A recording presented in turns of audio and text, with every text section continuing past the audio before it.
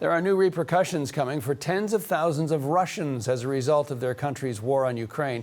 Estonia is set to ban most Russians with previously issued visas, making it harder for them to enter the European Union.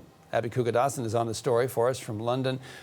Good morning, Abby. Estonia, the first EU country to do this, but it may not be the last. What do we know? John, Estonia says it will block more than 50,000 visas it issued to Russian nationals starting tomorrow. There will be exceptions for those with family-related or humanitarian reasons for travel. Estonia's Foreign Minister Urmas Reinsalu says Russian tourists should not be in Europe.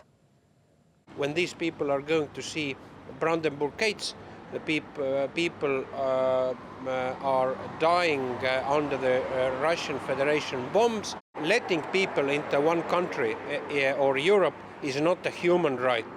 And secondly, we have to admit that also a Russian society, by and large, also bears a passive moral responsibility for these atrocities.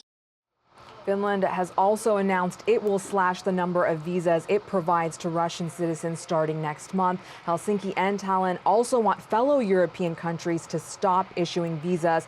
Finland and Estonia are part of Schengen, a European zone made up of 26 countries that allows for passport-free travel. And Russian nationals with a short-term Schengen visa can travel freely inside Schengen. We know the EU has banned air travel from Russia after the Kremlin launched its wider-scale invasion of Ukraine earlier this year. But Russian citizens are able to travel by land to places like Estonia and Finland before flying to other European destinations. And that's exactly what they're doing, according to Estonia's foreign ministry, which says they have seen a spike in the number of travelers. Now, Poland, Latvia, Lithuania have also taken their own measures already. An EU-wide ban, though, can only happen if all member states are on board, John.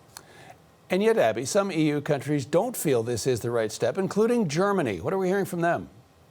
German Chancellor Olaf Scholz is concerned about punishing Russians for a decision made by the Kremlin to invade Ukraine. He says a ban could harm dissidents or others trying to flee the country. The German Foreign Ministry provided us with this statement. Back in February, Germany fully supported the decision on the partial suspension of the visa facilitation agreement between the European Union and Russia. We are always ready to listen to suggestions by our EU partners. I spoke with Raphael Loss, who is with the European Council on Foreign Affairs in Berlin, and he says the German government could be more clear on what it is willing to do. Let's have a listen. It would be helpful for Germany not just to say what it doesn't want to do, but also how it would like to see things moving forward.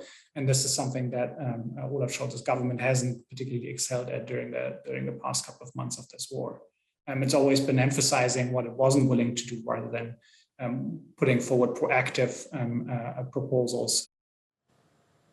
He says a ban won't necessarily lead to a domestic uprising inside Russia, as some may hope. In fact, it could be used by the Kremlin to push its message that the West is against the Russian people. And he also pointed out there may be legal constraints on the EU to issue a travel ban against one nationality. Estonia says it will propose visa restrictions to be included in the European Union's 8th package of sanctions.